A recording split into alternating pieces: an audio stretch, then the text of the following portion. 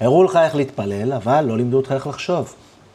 לימדו אותך איך להאמין, אבל לא לימדו אותך לשאול שאלות. אמרו לך שאלוהים רואה הכל, אבל לא אמרו לך שמישהו מרוויח מזה. וזה המטריקס של אלוהים. ברוכים הבאים לפרק 5 בלצאת מהמטריקס, על המטריקס של אלוהים, המטריקס הראשון שקם על מנת לשלוט בכמות אדירה של אנשים. אז למי שלא מכיר אותי, שמי ישגב, בן 47, בעלים של רשת פתאיה קסטום כאן בתאילנד, ורשת נינג'ה פרו ונינג'ה ויז'ן בישראל. חי במטריקס קצת שונה משלכם, מטריקס של תאילנד. אז בואו נצלול ישירות לאיך הכל התחיל. אז כבר לפני אלפי שנים אנשים חיפשו תשובות. מה הם רצו לדעת? למה יש מוות? מי יצר את העולם? אסונות? מה משמעות החיים? וברגע שיש אי ודאות נוצר וקום. ברגע שיש וקום נכנסים אנשים שרוצים שליטה עם תשובות. אז ברגע שיש תשובות נוצר כוח. הכוח הראשון התחיל במצרים העתיקה. הפרעונים הם כבר הציגו את עצמם כאלוהים, גד. וככה זה עבד. הפרעונים הם היו אלים, הם הציגו את עצמם כאלים במצרים. אני אל, אל בדמות אדם, והאנשים הקשיבו להם. בשלב מתקדם יותר בבבל, האנשים הציגו את עצמם כשליחי האל. אלוהים אומר, המלך שהוא שליח של האל מפרש, והעם מציית. בסך הכל מערכת מאוד פשוטה. בימי הביניים, הכנסייה הקתולית, הפכה לאחד המעצמות החזקות ביותר. תכף אתם תשמעו את המספרים ויפול לכם בראש. כמה עוצמה היה מהמערכת הזאת של דת. היא שלטה בכל החינוך, בכסף, בפוליטיקה, באדמות, בידע.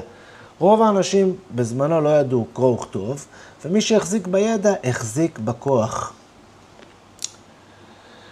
היום בעולם המודרני, עכשיו, מה קורה? יש לנו בערך כ8 מיליארד אנשים בעולם. 2.4 מיליארד מהם נוצרים, 2 מיליארד מוסלמים, 1.2 מיליארד הינדים, 500 מיליון בודהיסטים ו15 מיליון יהודים. דהיינו, רוב האנושות עדיין משויכת למטריקס דתי. מי האנשים האלה שבתוך המטריקס? האנשים שמחפשים משמעת, תקווה. יש אלוהים, הוא כל יכול. ילדים שמתחנכים מגיל קטן, וזה מה שאומרים להם, שזה בעיניי גאוני. אומרים להם, תשמעו, יש מישהו שיש לו מצלמות עליכם, 24/7. הוא רואה כל מה שאתם עושים, המצלמות הן גם פנימיות. הוא גם מרגיש כל מה שאתם מרגישים. ואם אתם לא תתנהגו יפה בעולם הזה, בעולם הבא הוא יעניש אתכם מאוד, ואתם תגיעו לגיהנום. וזה הסיפור פחות או יותר של כל הדתות. דמיינו ילד בן 4, 5, 6 שמקבל את המידע הזה. ואין לו עדיין מוח בוגר לשאול את השאלות האם זה נכון. הוא מקבל את זה כעובדה מוגמרת והוא גודל לתוך זה. וזה המציאות שהוא מכיר. אז בסוף נוצרות קהילות, אם אנחנו מסתכלים על ישראל, קהילות של חרדים שחיים לפי החוקים האלה, ואסור להם לשאול שאלות. יהודי טוב זה יהודי מאמין, יהודי שלא שואל שאלות. חס וחלילה נדבר נגד אלוהים, אוטומטית אתה מודח מהקהילה, אתה מנודה לחלוטין. ולכן הקהילות האלה יש להם עוצמה אדירה. אז אם אנחנו נסתכל מי בראש העוצמה, בראש העוצמה של הקהילות האלה, אלא הגוף הכי גדול, הוותיקן והכנסייה הקתולית. מה הם מחזיקים? יש להם 1.3 מיליארד מאמינים. הם מחזיקים במאות אלפי כנסיות, שהנדל"ן הוא שלהם. אוניברסיטאות, בתי ספר, נדל"ן בשווי מיליארדי דולרים. יש להם בנק הוותיקן, שלהם. במשך מאות שנים הם המליכו מלכים, יצאו למלחמות, מסעות צלב למי שמכיר, יצרו חוקים, חינוך, מדע, פוליטיקה, והם גוף עצום. מי עוד נמצא? הגוף השני הוא האסלאם, וכל מדינות השריעה שמבוססות על חוקי האסלאם.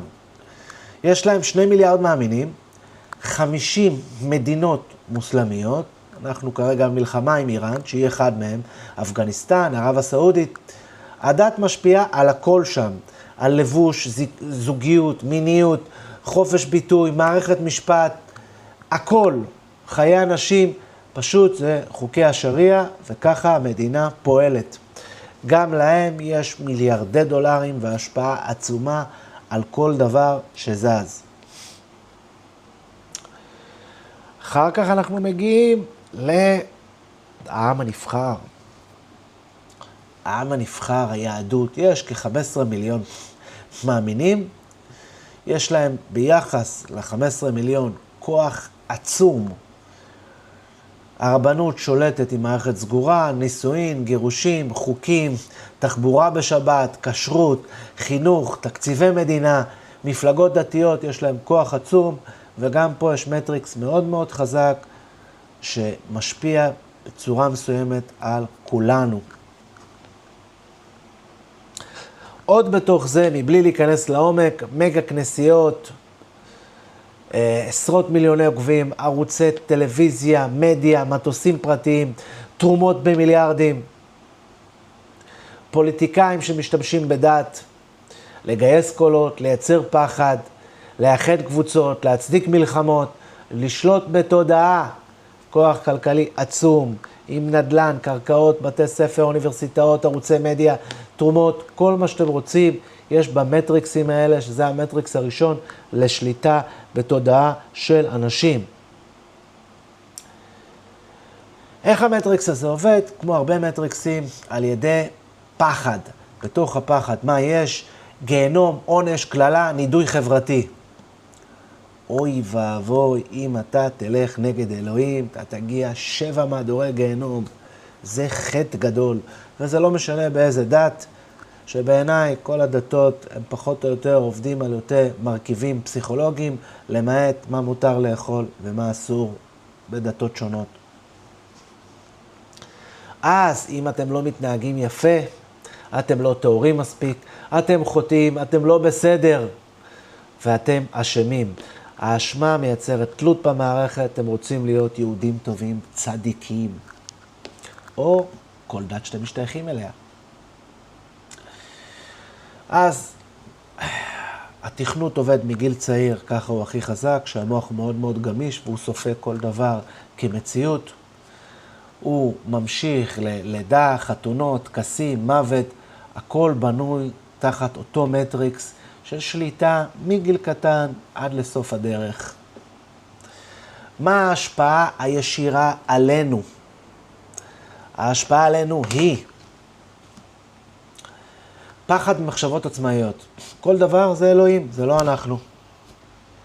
דהיינו, יש מישהו למעלה שהוא קובע הכל, ולא משנה מה יקרה, הוא קובע. אז למה שנעבוד קשה? הוא מחליט הכל גם ככה. פחד משאלות. אם אנחנו נשאל, אנחנו נצד נגד העדר, ואנחנו נהיה מוקצה. אוי ואבוי. להגיד, אין אלוהים, איזה דבר. וככה יש איזו חלוקה מאוד מאוד פשוטה בין מאמינים לכופרים, וכופרים הם אוי ואבוי. בכל דת, גם ביהדות.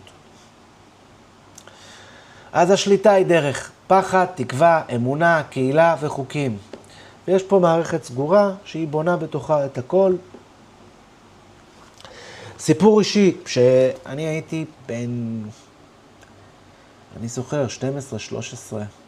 גדלתי בבת ים בשכונת רמת הנשיא, שכונה באמת מאפנה, עם רמת חינוך ירודה, רמת תחזוקה ירודה, המון עבריינים שמעשנים סמים, ובאותו זמן היו פורצים וגונבים טפים ממכוניות, היום כבר זה לא קיים, פורצים לחנויות, מרמים, מעשנים, גונבים. ואני זוכר שביום כיפור הייתי רואה דווקא את העבריינים הכי גדולים, חולצה לבנה, מסתובבים בשכונה, כאילו הם צדיקים. ובאותו זמן כבר הייתי מאוד קטן, אמרתי, לא יכול להיות שיש אלוהים. זה העבריינים הכי גדולים של השכונה. הם דוקרים, הם מרמים, הם משקרים, הם כל מה שרע באדם. אז איך יכול להיות? אבל באותו זמן הייתי מאוד קטן ופחדתי להגיד את זה, אין אלוהים. מי שהיה אומר את זה, זה היה נשמע בן אדם משוגע. הוא הולך נגד אלוהים, אלוהים יכול להעניש אותו, הוא ימות מחר בבוקר. ואני כבר בגיל 12 או 13, אפילו לפני זה, הבנתי שבחינתי אין אלוהים. היום אני ברמה רוחנית מאוד גבוהה, ואני מבין שיש כוח עליון, אני קורא לו היקום, אבל כל אחד יכול לקרוא לו איך שהוא רוצה, ואני מבין שיש איזה במאי למשחק הזה. ובמאי לסרט הזה, או אדריכל למבנה הזה, או יוצר משחקים, או מתכנת למשחק הזה שאנחנו נמצאים בו, כי יש יותר מדי דברים שהם לא מתיישבים. ובתוך הוואקום האלה נבנו מטריקסים של כל הדתות ששולטים במיליארדי אנשים בעולם עד היום. אז, איך אנחנו יוצאים מהמטריקס הזה שאנחנו נמצאים בו? ומה ההשפעות שלו עלינו?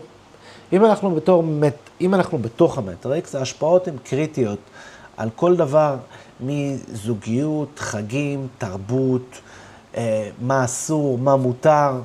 ההשפעות הן פשוט עצומות. איך אנחנו יוצאים זה משהו שאני משתמש בו בשביל להבין כל דבר בחיים, ואני רודף אמת. אמת תמיד תגיע מבן אדם בודד. היא אף פעם לא תגיע מקבוצה. קבוצה, לא משנה מה, אם זה המטריקס של הדת, בנוי על הסכמות חברתיות. כולם מסכימים על משהו מסוים. אם אחד מהקבוצה יגלה אמת כלשהי, והוא יגיד לקבוצה, חברים, גיליתי שאין אלוהים, או גיליתי שזה לא נכון, אוי ואבוי לו, הוא יהיה מוקצה מהקבוצה, הוא יעוף ממנה. ולכן, האמת תמיד תגיע מאינדיבידואלים, מאנשים בודדים. והשאלה שאני שואל את עצמי היא למה? למה? זו השאלה שאני מציע לכולם להשתמש בה לכל דבר. שום דבר זה לא תורה מסיני, וגם התורה מסיני, אני לא יודע אם באמת היא מסיני. או שזה מישהו פילטר את זה, ואמר, חברים, זה התורה שקיבלתי, ועכשיו אני אגיד לכם מה לעשות, ואתם תעשו. אז השאלה הזאת, בזכותה אני מגיע להמון המון אמיתות, שאני חוקר פשוט את ההיסטוריה ואת המניעים הפסיכולוגיים של כל בן אדם. וזה מה שאני ממליץ. ללמוד ממקורות שונים, ידע זה כוח, פילוסופיה, מדע, פסיכולוגיה, דתות אחרות, התפתחות אישית, ושמה לגבש את הדעה לבדכם. הדבר השני הוא מנגנון השליטה של רוב המטריקסים שהוא פחד, להפסיק לפחד. תהיו אתם, אני אומר תמיד, לכל אחד יש 2 מחזורי חיים. והמחזור השני מתחיל ברגע שאתם מבינים שיש לכם מחזור אחד. ואז אתם מתחילים לשים פס על כולם, ושואלים את השאלות הקשות. ולא מפחדים ממה אנשים יגידו. שזה הולך ביחד עם הלמה. ברגע שהגעתם לחופש מחשבתי, ואתם כבר יודעים לנתח לבד, ולהגיע לבד מה טוב בשבילכם ומה לא טוב בשבילכם. לדוגמה, לאכול עם בשר עם חלב זה אוי ואבוי לפי היהדות, אבל 8 מיליארד אנשים כן אוכלים את זה. אז איך זה יכול להיות? סטטיסטיקה, תחשבו אם זה טוב לכם או לא טוב לכם.